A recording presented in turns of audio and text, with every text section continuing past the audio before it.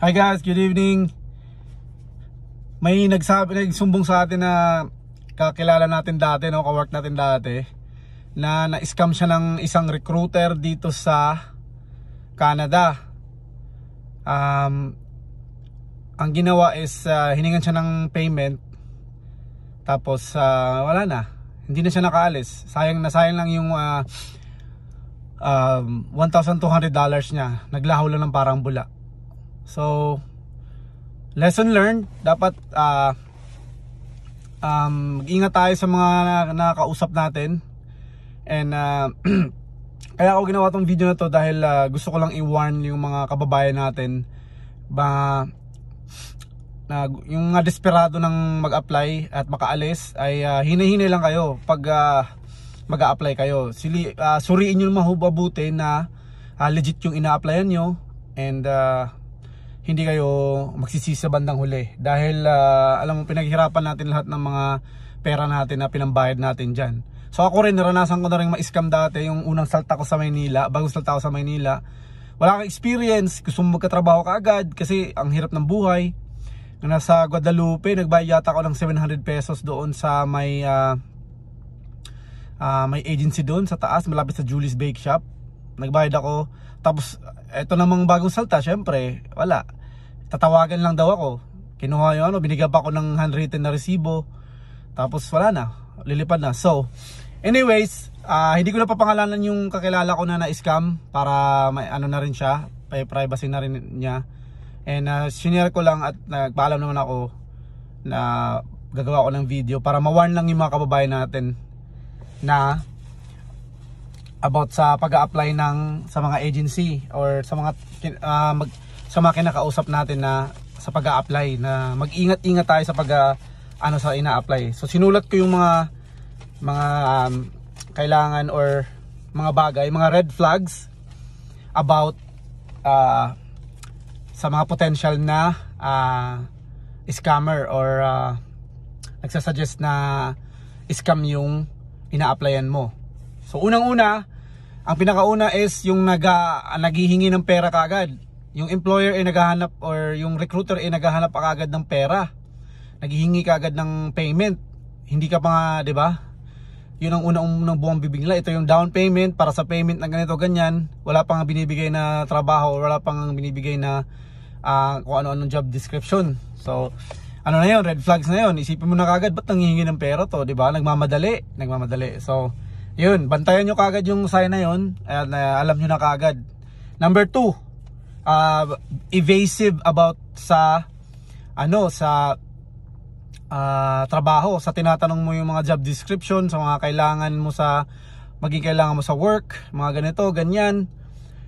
Hindi siya makasagot ng diretso. So ang nangyayari is hindi mo malalaman kung ano talaga yung pupuntahan mong trabaho. Basta ang gusto niya lang makahingi ng pera, and doon pa lang daw niya sasagutin yung mga katanungan mo. So red flags number 2 na yon. Number 3, hindi naman lahat, pero emails from a free account like Hotmail or Gmail, yung mga ganun daw.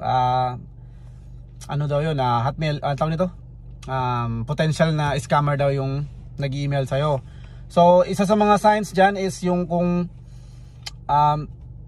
yung mga emails na sinisend nila sa'yo is grammatically wrong, yung mga punctuation marks is mali, yung mga capitalization, sablay, malalaman mo kagad na hindi nanggaling sa professional, or meron din namang mga professional na scammer. So mag-ingat-ingat pa rin tayo dyan. Magtanong-tanong lang tayo, maging mapanuri tayo.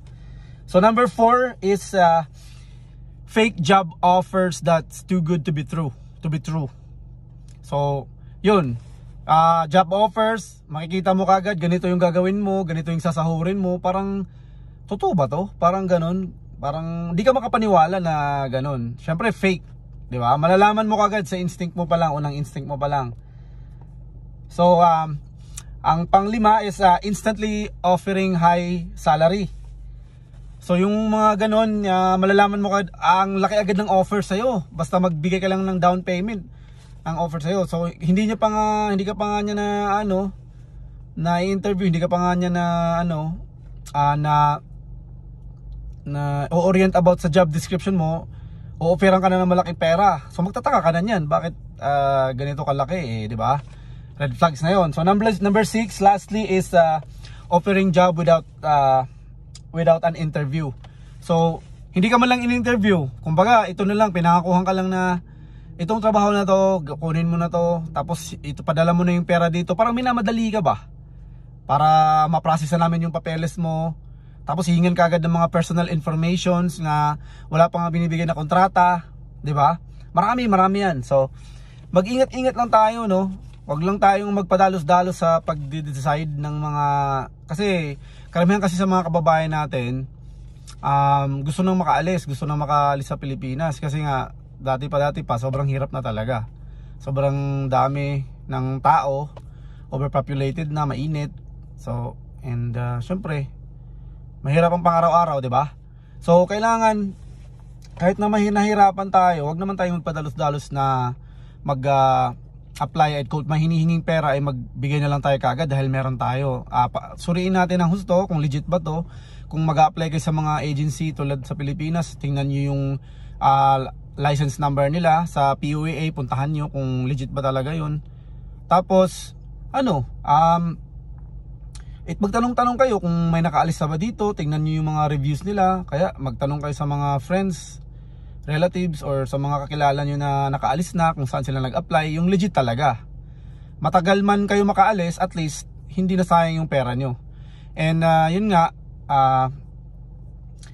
dun sa na-scam ng babae na yun, magpapaalam muna ako sa kanya kung i-reveal ko yung mukha niya, kasi nasa akin yung picture tapos i-reveal ko yung mukha ng scammer tsaka yung pangalan para hindi na siya makapang-scam ng iba. Yun lang naman guys, and thank you so much. Maraming salamat sa panonood. Bye-bye you.